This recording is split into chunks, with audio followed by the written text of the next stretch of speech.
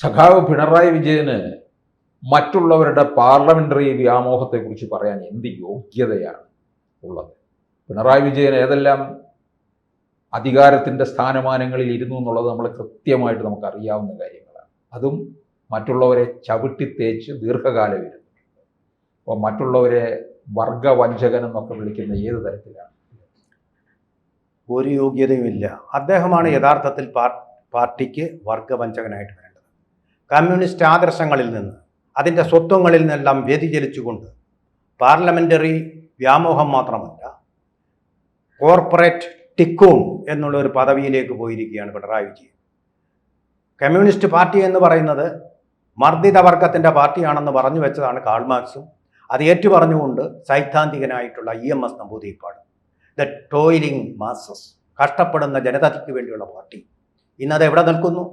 ഇന്നത് real estate മാഫിയയ്ക്ക് വേണ്ടിയുള്ള party, സമൂഹത്തിലെ പ്രബലർക്ക് വേണ്ടിയിട്ടുള്ള പാർട്ടി, ജാതി കോമരങ്ങൾക്ക് വേണ്ടിയിട്ടുള്ള പാർട്ടി, വർഗീയ വിഷങ്ങൾക്ക് വേണ്ടിയുള്ള പാർട്ടിയായിട്ട് സ്വയം അധപ്പതിപ്പിച്ചതിന് കാരണം ആരാണ്? മറ്റാരുമല്ല, പിണറായി വിജയൻ. കമ്മ്യൂണിസ്റ്റ് പാർട്ടി എന്ന് പറഞ്ഞാൽ പോളിറ്റ് ബ്യൂറോയും സംസ്ഥാന ജനറൽ സെക്രട്ടറിയും ഉൾപ്പെടെ എല്ലാ അധികാരങ്ങളിലും തന്നിലേക്ക് കേന്ദ്രീകരിച്ചിരിക്കുന്ന ജനാധിപത്യ കേന്ദ്രീകരണം എന്നുള്ള തത്വത്തെ പോലും, ഡെമോക്രാറ്റിക് സെൻട്രലിസം എന്ന് പറയുന്ന അതിൻ്റെ കാതലായ അംശത്തെ പോലും അപകടത്തിലാക്കിയിരിക്കുന്ന പിണറായി വിജയൻ തന്നെയാണ്. അദ്ദേഹം G. സുധാകരനെ കുറിച്ചാണ് പറഞ്ഞത്, അദ്ദേഹം വർഗ വഞ്ചകനാണ്. എന്ത് വഞ്ചനയാണ് അദ്ദേഹം കാണിച്ചത്? അദ്ദേഹത്തെ അല്ലേ പാർട്ടി വഞ്ചിച്ചത്? പാർട്ടിക്ക് വേണ്ടി കുടുംബത്തിൽ നിന്നൊരു രക്തസാക്ഷിയെ ഉണ്ടാക്കിയിട്ട് ആ കേസ് വാദിക്കാൻ പാർട്ടി 5 പൈസ കൊടുത്തിട്ടുണ്ടോ? ബക്കറ്റ് വരവ് നടത്തിയിട്ടുണ്ടോ? സ്വന്തം വീട്ടിലെ ആഞ്ഞിൽ വെട്ടിയിട്ടല്ലേ അദ്ദേഹം ആ കേസ് നടത്തിയത്? അങ്ങനെയല്ലേ തോറ്റുപോയത്? പ്രമുഖരായിട്ടുള്ള അഭിഭാഷകരെ കൊണ്ട് എത്ര കേസുകളാണ് നിങ്ങൾ നടത്തിച്ചത്?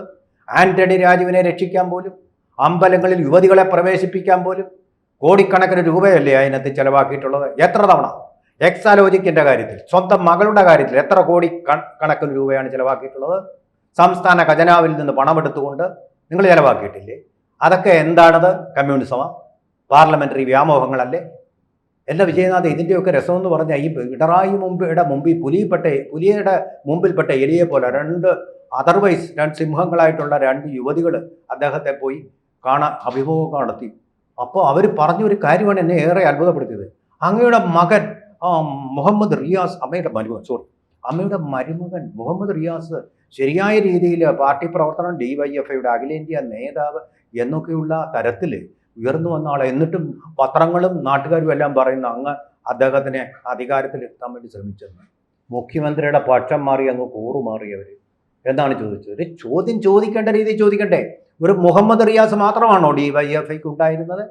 എത്രയോ പേര് അഖിലേന്ത്യാ നേതൃത്വത്തിലേക്ക് എത്തി, കർമ്മശേഷിയോടുകൂടി എത്തി, ത്യാഗങ്ങൾ സഹിച്ചുകൊണ്ട് ഇടിവാങ്ങിയും ജയിലിൽ പോയി കടന്നുകൊണ്ടും എത്ര പേരതിൽ മഹാരഥന്മാരായിട്ട് തീരേണ്ടവരുണ്ട്. അവരിൽ ആർക്കെങ്കിലും മന്ത്രിസ്ഥാനം കിട്ടിയോ? എക്സെപ്റ്റ് മുഹമ്മദ് റിയാസ്. ഇപ്പോൾ ഈ സ്പീക്കർ പോലും നമുക്കറിയാമല്ലോ, ഈ മുഹമ്മദ് റിയാസും ഇപ്പോഴത്തെ നമ്മുടെ സ്പീക്കറും എത്ര തവണ ദൂരദർശൻ്റെ സംവാദങ്ങളിൽ വന്നിട്ടുണ്ട് മാറി. അവരെല്ലാം DYFIയുടെ അല്ലെങ്കിൽ SFIയുടെ അഖിലേന്ത്യാ നേതാക്കളായിരുന്ന സമയത്താണ് അവരെല്ലാം വന്നിട്ടുള്ളത്. 2 പേരെയും നമ്മൾ വാങ്ങി. ഇപ്പോൾ ഇവിടെ സ്പീക്കർക്ക് സ്ഥാനാർത്ഥിയായിട്ടുണ്ടോ? മുഹമ്മദ് റിയാസിന് ഏറ്റവും സുരക്ഷിതമായിട്ടുള്ള ബേപ്പൂർ മണ്ഡലം കിട്ടിയപ്പോൾ പാർട്ടിയുടെ അടുത്ത മുഖ്യമന്ത്രി സ്ഥാനത്തേക്ക് പ്രവചിച്ചിരുന്ന, ഏറ്റവും കൂടുതൽ ജനപിന്തുണ അതിൻ്റെ സർവേയിൽ ലഭിച്ച ടീച്ചർക്ക് ശൈലജ ടീച്ചർക്ക് എവിടെയാണ് കൊടുത്തത്? പേരാവൂരിൽ. സണ്ണി ജോസഫിൻ്റെ ഷുവർ സീറ്റായിട്ടുള്ള പേരാവൂരിൽ അവർക്ക് സീറ്റ് കൊടുത്തുകൊണ്ട് അവരെ തോൽപ്പിക്കാനും കരയിപ്പിക്കാനും വേണ്ടിയുള്ള കാര്യങ്ങളല്ലേ ചെയ്തത്? അതെന്തു വ്യാമോഹം? അതല്ലേ പാർലമെന്ററി വ്യാമോഹം? തോമസ് ഐസക്കിനെ പത്തനംതിട്ടയിൽ പരാജയപ്പെടുത്തി. ഇനി ഒന്നും നമ്മൾ കൂടുതൽ പറയണ്ട. മാരാരിക്കുളത്ത് സഖാവ് VS അച്യുതാനന്ദനെ തോൽപ്പിച്ചതാരാണ്? അദ്ദേഹം നിങ്ങളുടെ പാർട്ടിക്ക് വേണ്ടി നാടാന്തരം പ്രചാരണം നടത്തിയപ്പോൾ നിങ്ങൾ VSനെതിരായിട്ടുള്ള പ്രചാരണം നടത്തിക്കൊണ്ടല്ലേ ഫ്രാൻസിസിനെ അവിടെ ജയിപ്പിച്ചത്? അദ്ദേഹം 2011 അധികാരത്തിൽ വരരുതെന്ന് തുടർഭരണത്തിന് വന്ന് താങ്കളുടെ അന്ന് തുടർഭരണം കിട്ടിയനെ വരരുതെന്ന് പറഞ്ഞ് നിങ്ങൾ വെട്ടി നിർത്തിയില്ലേ എന്നവിടെ?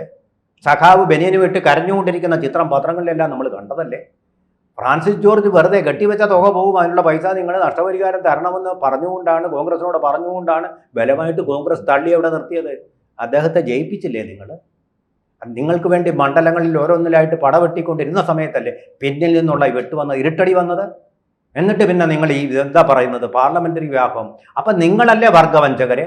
നിങ്ങളുടെ പാർട്ടിയുടെ സഖാവിനെ പാവപ്പെട്ടവന്റെ പുന്നപ്ര വയലാർ വിപ്ലവത്തിന്റെ ഒക്കെ കാരണഭൂതന്മാരിൽ ഒരാളായിട്ടുള്ള ആ പാവപ്പെട്ട മനുഷ്യനെ നിങ്ങൾ തോൽപ്പിച്ചില്ലേ? അദ്ദേഹത്തിന്റെ ആദർശങ്ങളും അദ്ദേഹം പറഞ്ഞതിനോടെല്ലാം യോജിപ്പുണ്ടായിട്ടല്ല പറയുന്നത്. അദ്ദേഹം മൂന്നാറിലേക്ക് ബുൾഡോസുകൾ അയച്ചപ്പോൾ അത് തകർക്കാൻ വേണ്ടി നിങ്ങളും നിങ്ങളുടെ പാർട്ടിയും CPI കൂടി ശ്രമിച്ചിട്ടില്ലേ?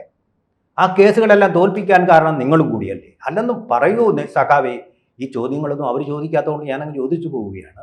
അപ്പോൾ ചോദ്യങ്ങൾ ചോദിക്കേണ്ടിടത്ത് ചോദിക്കാൻ പേടിയില്ലാത്തിടത്തേ അവർ ചോദിക്കത്തുള്ളൂ, പേടിയുള്ളിടത്ത് അവർ ചോദിക്കത്തില്ല. അത് ഇനി ഒരുപാട് കാര്യങ്ങളുണ്ട്. അവർ ചോദിക്കാത്ത ചോദ്യങ്ങൾ അങ്ങ് പൂരിപ്പിച്ചെന്ന് മാത്രമേ ഉള്ളൂ. അതുപോലെ തന്നെ സ്വന്തം മകൾക്ക് വേണ്ടി CMRLന്റെ മാസപ്പടി ഇവരാരെങ്കിലും വാങ്ങിച്ചിട്ടുണ്ടോ? എങ്ങനെയാണ് പിന്നെ അവർ വർഗവഞ്ചകരാകുന്നത്? ജി സുധാകരൻ കുടുംബത്തിൽ നിന്ന് ഒരൊറ്റയാളിനെ പോലും പാർട്ടിയിലേക്ക് കൊണ്ടുവന്നില്ല. വന്ന ഒരു സഖാവിനെ വെട്ടിക്കൊന്ന് രക്തസാക്ഷിയാക്കി. അദ്ദേഹത്തിന്റെ രക്തം കൊണ്ടുണ്ടായ നേട്ടം നിങ്ങൾ കൈക്കലാക്കിയിട്ടില്ലേ? ഭുവനേശ്വരനെ സഖാവായി എഴുന്നള്ളിച്ചുകൊണ്ട് നടന്ന് വലിയ ഘോഷയാത്ര നടത്തി കൊണ്ട് നിങ്ങൾ VK ആചാര്യയുടെ നേതൃത്വത്തിൽ ആ കായംകുളത്തേക്ക് പന്തളത്തു നിന്ന് പോകുന്ന റോഡിലൂടെ ശവഘോഷയാത്ര നടത്തി അത് മുഴുവൻ മുതലാക്കി സഹതാപ തരംഗം നിങ്ങൾ നേടിയിട്ട് ആ കേസിന് 5 പൈസ മുടക്കിയോ? ഈ ചോദ്യങ്ങൾക്കുള്ള ഉത്തരം പിണറായി വിജയനുണ്ടോ? ആ ചോദ്യങ്ങൾ ചോദിക്കപ്പെടാതെ എങ്ങനെ അദ്ദേഹം ഉത്തരം പറയും? ആ ഉത്തരങ്ങൾ എന്താണെന്ന് അറിയാൻ നമുക്ക് കൗതുകം ഉണ്ടായിരുന്നു. അതൊന്നും വന്നില്ല. എന്ത് പാർലമെന്ററി വ്യാമോഹമാണ് ജി സുധാകരനുള്ളത്? ഒരു വ്യാമോഹവുമില്ല. അദ്ദേഹം സത്യമായിട്ട് പറയുന്നു.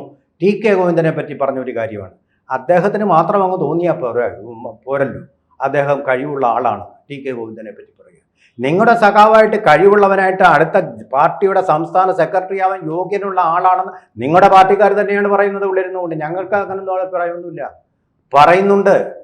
അപ്പം പിണറായി നിങ്ങളല്ലേ പോട്ടെ, ഇനിയും പറയാം. പോളിറ്റ് ബ്യൂറോയിൽ ഇളവ് നേടി മുഖ്യമന്ത്രി ആയാലല്ലേ നിങ്ങൾ? അത് പാർലമെന്ററി വ്യാമോഹമല്ലേ? അതെന്ത് വ്യാമോഹം? അത് വ്യാമോഹമല്ലേ? 75 വയസ്സ് കഴിഞ്ഞിട്ടും അല്ലേ? അതൊരു വ്യാമോഹം അല്ലേ നിങ്ങൾക്കുള്ളത്? അല്ല, പാർട്ടിയെയും ഭരണവും തന്റെ കാൽ കീഴിൽ കൊണ്ടുവന്നു. എത്ര കൊല്ലം പാർട്ടി സെക്രട്ടറി ആയിട്ടിരുന്നിട്ടുണ്ട്? അതെ, പാർട്ടി സെക്രട്ടറി ആയിട്ടിരിക്കുന്ന സമയത്ത് VS അച്യുതാനന്ദൻ മുഖ്യമന്ത്രിയായിരുന്നു. VSന്റെ കയ്യും കാലും കെട്ടിയിട്ടാണ് പിന്നെ പിണറായി തന്നെയാണ് ഭരിച്ചുകൊണ്ടിരുന്നത്. അതെ അതെ. EK നായനാർ മുഖ്യമന്ത്രി ആയിരിക്കുന്ന സമയത്ത് നായനാർ തമാശയായിട്ടെല്ലാം പറയും, ഇവിടെ അത് അങ്ങ് AK സെന്ററിൽ നിന്നാണ് കാര്യങ്ങളൊക്കെ തീർച്ചപ്പെടുത്തുന്നത് എന്ന് പറയുന്ന ഒരു ശീലം ഉണ്ടായിരുന്നു. ഇവിടെ പിണറായിയുടെ സിൽബന്ധികളെ അല്ലേ പിന്നെ VSന്റെ കൂടെ പേഴ്സണൽ സ്റ്റാഫില് എന്ന് മാത്രമോ? പിണറായിയുടെ അടുത്ത ആളായിട്ടുള്ള കണ്ണൂർ ലോബിയുടെ ഭാഗമായിട്ടുള്ള കോടിയേരി ബാലകൃഷ്ണനെ ആഭ്യന്തരമന്ത്രിയാക്കി ഒതുക്കി. മുഖ്യമന്ത്രിയായ VS അച്യുതാനന്ദനെ ഒതുക്കിയില്ലേ? അതെന്താ? പാർലമെന്ററി വ്യാമോഹവും അത് പാർട്ടിയുടെ ഏതോ രോഗവും അല്ലേ? മുഖ്യമന്ത്രിയെ ഭരിക്കാൻ അനുവദിക്കാതെ. ഇപ്പൊ പിണറായി വിജയൻ വന്നപ്പോൾ മാറ്റിയിട്ടില്ലല്ലോ. ആഭ്യന്തര വകുപ്പ് അദ്ദേഹം തന്നെയല്ലേ കൈകാര്യം ചെയ്യുന്നത്? അങ്ങനെയൊക്കെ നിങ്ങൾ പേഴ്സണൽ സ്റ്റാഫ് നമ്മള് ഏത് മന്ത്രിമാര് നമ്മൾ പിന്നീട് കേട്ടിട്ടുണ്ട്. 2021 വരുമ്പോൾ വകുപ്പ് അമ്മായിയപ്പനെയും മരുമകന്റെയും പേര് മാത്രമാണ് കേരളം കേട്ടത്. നമ്മൾ ഏറ്റവും ഒടുവിലത്തെ തിരുവനന്തപുരത്ത് തന്നെ വിജയനാഥൻ അറിയാം. സ്മാർട്ട് സിറ്റിയുടെ ഉദ്ഘാടനം നിർവഹിക്കേണ്ട ആരാണ്? തദ്ദേശ വകുപ്പ് മന്ത്രിയല്ലേ? കോർപ്പറേഷന്റെ പരിപാടിയല്ലേ? കോർപ്പറേഷൻ അല്ലേ അതിന് ഫണ്ട് കേന്ദ്ര ഗവൺമെന്റ് കൊടുത്തത്? ഉദ്ഘാടനം ചെയ്യാമെന്ന് ആരാ? മുഹമ്മദ് റിയാസ് അല്ലേ ഉദ്ഘാടനം? മുഹമ്മദ് റിയാസ് എന്തിനാ ഉദ്ഘാടനം ചെയ്യാമെന്ന്? അത് ടൂറിസത്തിൻ്റെയും അതുപോലെ മരാമത്തിൻ്റെയും മന്ത്രിയല്ലേ അദ്ദേഹം?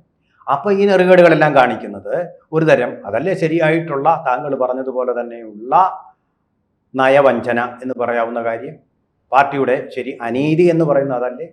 വർഗവഞ്ചന എന്ന് പറയുന്നതല്ലേ? ബാക്കിയെല്ലാം നിങ്ങൾക്കെതിരായിട്ടുള്ളവരെല്ലാം വർഗവഞ്ചകർ, ബാക്കി താങ്കൾ മാത്രം വർഗവഞ്ചകൻ അല്ലാത്തതാണ്. അങ്ങനെ പറഞ്ഞാൽ അത് ശരിയാവില്ല. താങ്കൾക്ക് മാത്രം ബോധ്യപ്പെടേണ്ട കാര്യമല്ലല്ലോ. അത് ഈ പാർട്ടിയിലുള്ള എല്ലാവർക്കും ബോധ്യപ്പെട്ട് എല്ലാവരെയും ഒരേ കുടക്കീഴിൽ പിടിച്ചുകൊണ്ട് പോകേണ്ട ആളല്ലേ പാർട്ടിയുടെ പിന്നെ സംസ്ഥാന സെക്രട്ടറി ആയാലും അതിന് മുകളിൽ ഇപ്പോൾ ഇരിക്കുന്നു. പാർട്ടി ഘടന അനുസരിച്ച് സെക്രട്ടറിയാണ് മുകളിൽ മുഖ്യമന്ത്രിയെക്കാളും. പക്ഷെ താങ്കളാണ് ഇപ്പോൾ എല്ലാം നിയന്ത്രിക്കുന്നത്. താങ്കളല്ലേ ഇത് ചിന്തിക്കേണ്ടത്? കാൽക്കീഴിൽ നിന്ന് മണ്ണ് ചോർന്നു പോവുകയാണ്. വമ്പിച്ച ഈ ബ്ലിറ്റ്സ് ക്രീഗ് ഉണ്ടല്ലോ, PR-ന്റെ വമ്പിച്ച ബ്ലിറ്റ്സ് ക്രീഗ്, അതുകൊണ്ട് നിങ്ങൾക്ക് ജയിക്കാൻ കഴിഞ്ഞേക്കാം. പക്ഷെ ആ പാർട്ടി എന്ന് പറയുന്ന ആത്മാവ് മാത്രമേ ഉള്ളൂ, ശരീരമില്ല. അത് MN വിജയൻ പണ്ടേ പറഞ്ഞു വെച്ചത്. എന്തുകൊണ്ടാണ് സച്ചിദാനന്ദൻ ഇപ്പോൾ പറയുന്നത്? എന്തുകൊണ്ടാണ് M മുകുന്ദൻ പണ്ടേ പറഞ്ഞത്? ഇതൊക്കെ നിങ്ങളൊന്ന് ആലോചിക്കണം. അവരൊന്നും ആലോചനാശേഷിയില്ലാത്ത വ്യക്തികളാണെന്ന് താങ്കൾ ഒരിക്കലും പറയുന്നില്ലല്ലോ. അപ്പോൾ ഇതൊരു തരം ആ തിരുത്തലുകളെ സ്വീകരിക്കാൻ തയ്യാറല്ലാത്ത ഒരു തരത്തിലുള്ള കടുംപാറ നയമാണ്, കരിമ്പാറ നയമാണ്. അതല്ല കമ്മ്യൂണിസം എന്ന് പറയുന്നത്. ജനാധിപത്യ കേന്ദ്രീകരണമുണ്ട്. താഴെ തട്ടിലുള്ളവൻ്റെ വരെ അഭിപ്രായങ്ങൾ കേട്ടുകൊണ്ട് എടുക്കുന്ന ഒരു തീരുമാനം, അത് കേന്ദ്രത്തിൻ്റെതാണ്. ആ കേന്ദ്രത്തിൻ്റെ തീരുമാനം എടുത്താലാണ് വിമർശനം ഉണ്ടാവുന്നത്. പക്ഷേ ഇപ്പോഴുള്ള എല്ലാ തീരുമാനങ്ങളും പിണറായി വിജയൻ എന്നുള്ള ഒരു കമ്മ്യൂണിസത്തിന് അനുകൂലമായിട്ടുള്ളതല്ല, മറിച്ച് പിണറായി വിജയൻ എന്ന് പറയുന്ന ഒറ്റ വ്യക്തിക്ക് അനുകൂലമായിട്ടുള്ളതാണ്. അങ്ങനെയാണ് നമ്മളിപ്പോൾ കാണുന്നത്. മാരാരിക്കുളത്തെ തോൽവി പോലെ ഇപ്പോൾ മുഹമ്മദ് റിയാസിനെ ഏറ്റവും ഷുവറായിട്ടുള്ള സീറ്റിൽ നിർത്തുമ്പോഴും ഫൈറ്റ് എന്താ, നിങ്ങൾക്ക് പേരാവൂരിൽ എന്താ മുഹമ്മദ് റിയാസിനെ നിർത്താത്തത്? എന്താ കാര്യം? അവിടുത്തെ ഈ കേരളത്തിലെ കേരളം തന്നെയല്ലേ ഇതെല്ലാം? ഇത് കേരളമാണെന്നാണല്ലോ നിങ്ങൾ പറയുന്നത്. നമ്പർ 1 കേരളം എവിടെ നിർത്തിയാലും ജയിക്കേണ്ടതല്ലേ?